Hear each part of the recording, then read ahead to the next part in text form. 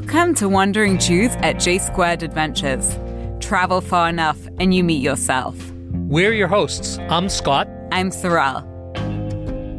You might be familiar with a famous picture, 1929, called The Treachery of Images by the artist Rene Magritte.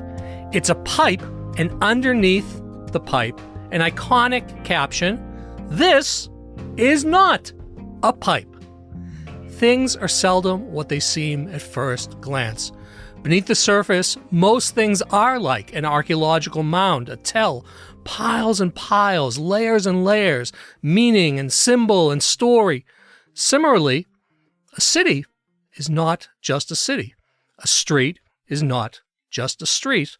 A building is not just a building. Throughout history, from the time when our prehistoric ancestors made their homes in the caves of the Carmel Mountains, they drew, they painted, and they sculpted. They toiled to make a home, a place where they could feel safe, raise their families, and teach their children well, telling the stories of their tribe and its loves and fears, its failures and triumphs as well. Architecture and design are, of course, about the basic need to provide shelter from the elements. However, architecture and design are also the ways that we create the environments that we call home, the environments that reflect and shape our identity and who we aspire to be. When we talk about that, what I would say is called the architecture of meaning. You know, it's not just about protection, let's say. Yeah. I mean, Jerusalem is the first thing that comes to mind. That's kind of the outstanding example. Talking about a city whose history obviously stretches back to the very edge of human history, a city coveted all throughout the ages by countless empires, and a city that the three Abrahamic civilizations, Judaism, Christianity, and Islam, in different ways mark as sacred. As Yehuda Amichai, if we're mentioning Jerusalem, you have to mention Yehuda Amichai, reminds and warns, the air over Jerusalem is saturated with prayers and dreams. Indeed, and in today's episode of Wandering Jews, we want to turn Amichai's verse about Jerusalem and shine a spotlight on Tel Aviv. Tel Aviv is a place where architecture and design are central to the foundational narratives that have made up the city's self-image and its aspirations. Self-image, aspirations, symbols, stories, every city is a reflection of all those things, even if they're not Jerusalem. There's a book called Tel Aviv, From Dream to City. Joachim Schlor, the author, I think it's so perceptive, he writes, quote, Tel Aviv represented, I love this line, a provocation. Tel Aviv represented a provocation. Nice. He says from the moment of its foundation, it was called into question by those who built it and voiced conflicting views about its future, by visitors who came with certain expectations and they couldn't believe what they saw, by its enemies who made a point of writing its name in inverted commas. But Tel Aviv lived, and by its very existence posed other questions about the ability of immigrants to settle successfully, about the course of the betrayal of Jewish history, where here in Tel Aviv, in Israel, we all faced a new challenge, about the city's neighbors and their ability to tolerate its existence, about our assumptions and the methods we normally use when thinking about and studying large cities. Tel Aviv's motto is, from the book of Jeremiah 31:3, "Again I will build you, and you shall be built." It's great, that idea of the provocation, but what's the provocation mentioned by Schlor that kind of captures that spirit of Tel Aviv? Well, it's fascinating, that whole concept of provocation, because if we think about Chaim Nachman Bialik, the poet laureate who resurrected the modern Hebrew language, in the theme of provocation, he wrote that the secret of Tel Aviv is that it was established by our own hands. We need not feel obligated to anyone for its good points or apologetic for its bad ones. Is not this the whole aim of our redemption, to be owners of our body and soul, masters of our spirit and creation? And I can't think of more of a provocative statement than that from Chaim Nachman Bialik. And when we zoom out and we think about the building of Tel Aviv, its development, it really was a utopian venture. It was part and parcel, first of all, primarily, of bringing the Jewish people home. And if home can be defined You know, it's a place that you take pride in because you see your own fingerprints and everything that you have poured into that home. Leon Pinsker, a Zionist thinker and activist before the official launch of the Zionist movement in 1897, he wrote that the Jews were a people who is everywhere a guest and nowhere at home. Wow, how true are those words? And Tel Aviv was really utopian because it turned the place of the Jew in the world on its head. The very dream of Tel Aviv and of the state of Israel was the establishment of the place, quote unquote, that most peoples can take for granted. A place called home for the Jewish people. That's not something that is part of our vocabulary and part of our psyche, the very aspects of having a place that we can call home, a Jewish national home. The Jewish people dreamed of what most other peoples take for granted and consider a luxury, the idea of arriving home. Definitely. And, again, I think even today, Israelis in particular, there's a lot of local patriotism, and a lot of it is part of that basic idea of home and what home means. But if we turn for a little bit from some of these very important yet kind of high-flying ideological statements to more concrete, more practicals, more real life, Tel Aviv also kind of set itself up in contrast, opposed to Jerusalem. Mm-hmm. Jerusalem seen throughout the centuries of exile from Jews all over the world as the place of return, as the city of the kings and the prophets of Israel, and of course of the Messiah who Jews held would come to bring the Jewish people back on eagle's wings, as it says in the prophets, to Zion. Tel Aviv prided itself on a celebration of the everyday, on a home where Jews could sit in an outdoor shaded counter, perched strategically along a beautiful tree-lined boulevard, maybe facing the beach without a threat or a fear. So interesting what you're saying about the association with Jerusalem, because it really was seen by the mainly secular Zionist pioneers of the second and third waves of Aliyah in the periods leading up to and following the First World War. It was seen as a desolate ruin, right? You're talking about the image of celebrating the everyday, but it was seen as a ruin, almost like a Judaism that had fossilized, and of a Jewish people who preferred to pray and wait for divine intervention rather than be active, rather than be builders and shapers of a new Jewish future.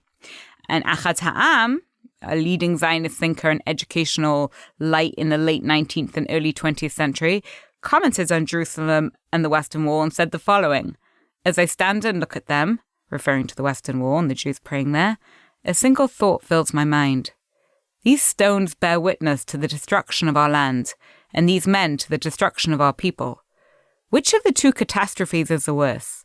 Which gives greater cause of mourning?" Gosh.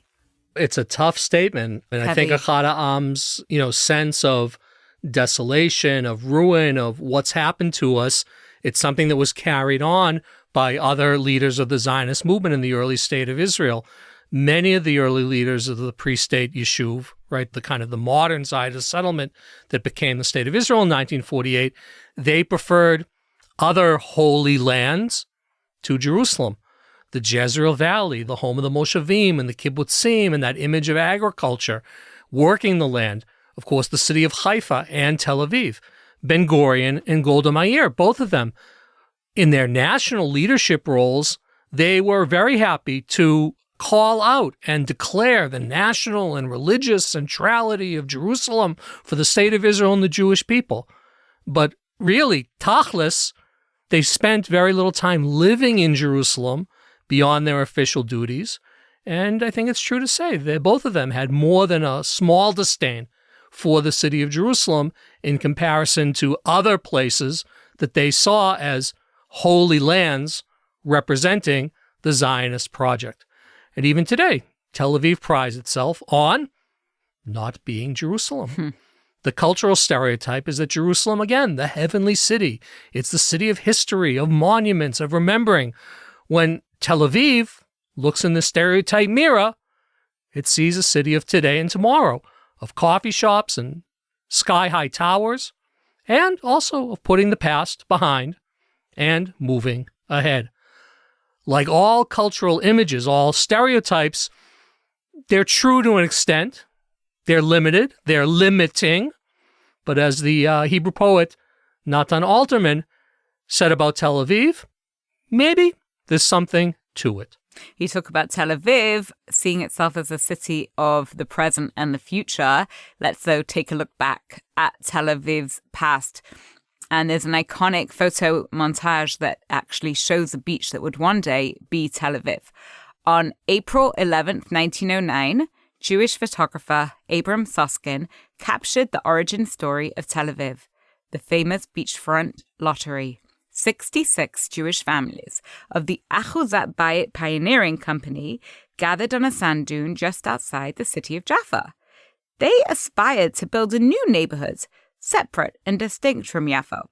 In some way, their aspiration forwards was also about turning it back, as you said, about moving forward, this motion. They wanted to turn their back on Jaffa, leaving its narrow streets and ancient alleyways of the Arab town and its ports. Between the dunes, they clustered together, and the photograph, Abram Soskin's photograph, suggests a wide expanse of empty land, a new neighborhood and eventually a new city that would rise up with no past and no limits. Seashells and smooth stones were used in the lottery draw to decide which families would receive which plots. In this iconic photo, whose exact authenticity has been a subject of debate, like any good myth and origin story, one man stands separate from the group with his hands on his hips. Urban legend shares through the decades that he opposed the idea of constructing a city from the sand, and he castigated the crowd by saying, "Have you lost your minds? There's no water here." Like those who left Egypt according to the Bible and could only complain about thirst and hunger of the desert in comparison to the onions and cucumbers of Egypt. In the story of Achuzat Bayit and the origin story of Tel Aviv, the naysayer, the skeptic, is crucial because the attention drawn to the seeming hopeless and impossible task ahead serves to highlight the heroism of the aspiration, the struggle, and the accomplishment. Now, when you're in Tel Aviv and you're looking for where did that photo take place, again, Sorel painted it beautifully. You know, it's the sand dunes, the open expanse. It looks like you're literally in the middle of nowhere. Well, now stand at the corner of Herzl Street and Rothschild Boulevard. I mean, if there is a downtown Tel Aviv, that is it. Your back is to the open plaza, and there's an underground parking lot, and you're facing the tree-lined boulevard. That was the sand dunes that by 1910, 1911, were lined by 66 homes and a modern water system. And again, the main artery for this new Hebrew city. Suskin's photograph memorialized the founding moment of Tel Aviv, provided that origin story as a city that grew out of a sand-engulfed wilderness. It wasn't the product of miracles, but it was the product of hard-headed practical planning, investment, and construction. And in that sense, Tel Aviv, from the very beginning, told a story about itself as the start-up city. And it's interesting that you refer to the Hebrew city because it's kind of conspicuous in that it's Hebrew city rather than a Jewish city. And what does that say in terms of identity? The emphasis on Hebrew was all about seeing yourself as an actual building of the city and the state with its scaffolding, heavy equipment and construction workers. The Zionist Yishuv, at least up until 1967 in the Six-Day War, saw itself as different. They distinguished themselves from Jews, right, in other places around the world. So when you think of Hebrew, perhaps that conjures up images of Joshua, of King David, of the Maccabees. Hebrews were a nation. They were aspiring to move forwards, whereas Jews, perhaps, they saw it as a picture of the past that they wanted to tuck behind them. Jews were an oppressed minority. Hebrews and later Israelis hoped to be among the nations, one among the nations, and not seen as a nation that dwells apart. They looked to language, to the bond with a particular landscape, and a shared history of an indigenous people who were tragically exiled from their lands and were, in modern times, returning home as a basis for their story and identity. Yeah, and so when we talk about constructing a city, what makes a city, what builds a city, sports teams are another great example. I happened to hear a podcast yesterday where the host talked about the Tottenham Spurs. In the American context, you think about a city like LA, you think about a city like New York, I have to mention Boston. The cities are their sports teams. And when we talk about the early state of Israel and the pre-state, the sports teams were grown out of the political branches of the Zionist movement's tree on the right and on the left. But what were the names that they chose? So two of the most famous are, of course, Maccabi and Beitar. Maccabi, we know, everyone knows, the rebels and warriors we celebrate in the story of Hanukkah. Beitar, that was the Jewish Alamo, the famous last stand of Bar Kokhba, the Jewish rebel leader who challenged Rome in rebellion, 132 to 135 CE. These were Jewish fighters. These were Jewish warriors. They were in a struggle for Jewish independence. And so, again, the sports teams, let's not exaggerate. I don't think that every basketball player who gets on the court or every soccer player who goes back to take a shower is like dreaming about Bar Kokhba and, who they are in the long line of Jewish heroes and rebels. But the choosing of these names says something about self-image. And again, come back to America for a second. The Warriors, the Trojans, the Fighting Irish, the sports field is, among other things, it's a playing out of national theater and identity construction. And so the image built, hey, it's just as important as the building of the stadium itself. It's so fascinating that you mentioned that, because I've been in Israel for 26 years, but when I first got here, I'm from Manchester. And when I met any Israeli, that's the first thing that they said to me. Where are you from, Manchester? Manchester United. I'm like, yeah, sure, that's all my identity. So going back to the subject of Tel Aviv and its identity, it's adopted a variety of modernist architectural styles to emphasize its search for its identity and its place as the unofficial capital of the Yishuv and state on the way. What examples can we think of, Scott? So there's a lovely book. It's a kind of a memoir by the artist Nachum Gutman. So Gutman, still today, you can visit the museum dedicated to his work, everything from children's books to posters to his full artwork. He portrayed early Tel Aviv all the time in his early drawings and paintings. His romantic memoir depicting Ahuzat Bayit and his time as a kid in Tel Aviv, it was this little small town, very small neighborhood, and the book was called A Small City with a Few People. Low buildings, again, tree-lined streets, and sand all around. A little different from today. Slightly different. And Tel Aviv in those early years was really influenced by architectural figures like Richard Kaufman and the city planner Patrick Geddes. These people were looking for a vision of Tel Aviv. There was a kind of a criticism, kind of a turning the back on the big cities of urban Europe. They wanted to see Tel Aviv as a kind of urban utopia, the idea of a green garden city. If the Europeans couldn't get it right, the Jews, we can get it right. And as the city grew, and particularly if we look at the periods of the 1930s when we had the wave of the Fifth Aliyah, which was really pushed by waves of immigration facing the rise of fascism in Europe, new ideas and buildings were brought to mandate Palestine at that time and the Yishuv. So from those original 66 families that we talked about, who established the city in 1909, the British Mandate Census counts 140,000 residents in Tel Aviv at that time. And so when we talk about, again, the symbol, the story, the aspiration, again, the practical, the city grew enormously. And you had this influx of great talent, architects from Germany and Central Europe. They were disciples of the Bauhaus. They were disciples of different modernist styles. They were the new immigrants. European architectural conceptions began to shape more and more the contours of Tel Aviv. As you walk around Rothschild Boulevard, the use of first-floor pylons, these pillars, supporting pillars, that opened up outdoor space and created shading underneath and next to the buildings, these whitewashed interiors, these are all elements that they were bringing to bear from the modernist architectural traditions. Changes were also made as these European architects began to make their homes in the land of Israel and get to know the place. All of a sudden, large windows that typified the modernist style, they were made smaller to reduce direct sunlight entering apartments in Tel Aviv.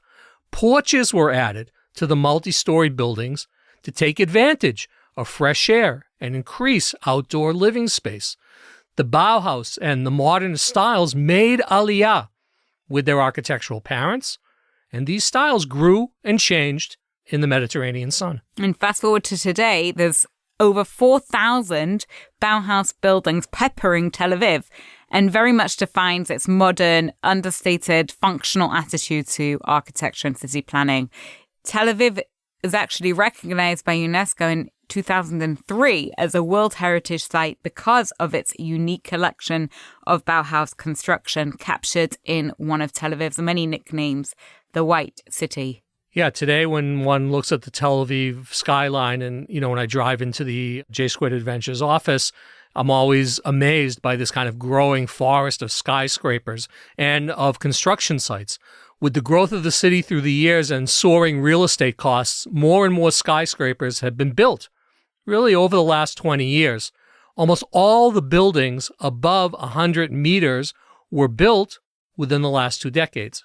From 1965 to 1999, Israel's first skyscraper, the Shalom Meir Tower, on the edge of the Neve Tzedek neighborhood, 11 Achad Ha'am Street, was the country's tallest building, 34 floors. Today, the Azrieli Sarona Tower, 61 floors, is currently the tallest skyscraper in Tel Aviv. 61 and counting. So let's go back to when the Shalom Tower was built, which was in the mid-1960s. The historic Hebrew Gymnasium, the premier school that was a model for modern Hebrew secular education in the pre-state and early years of the State of Israel, was torn down to make way for the Shalom Tower. The gymnasia, designed to mimic the facade of the Jerusalem Temple, was one of Tel Aviv's architectural jewels. The public ethos that favored the look towards the future, in opposition to a rejection of the past at that time, some could say sadly, sealed the fate of the Hebrew Gymnasium building. That was the end of that. Yeah, definitely. Joni Mitchell, they paved paradise and put up a parking lot. That's right. Literally.